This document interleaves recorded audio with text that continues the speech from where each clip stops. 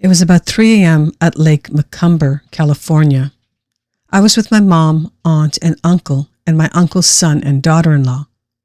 My uncle and his son stayed up all night listening to the strange noises that were somewhere in the meadow. They had no idea what animal it was. I did. I had heard this noise before. I woke up my mom, who didn't want to hear it at all. I bet the neighbors across the meadow have seen the creature, or at least heard it more clearer than us. This happened on June 26 of 2002.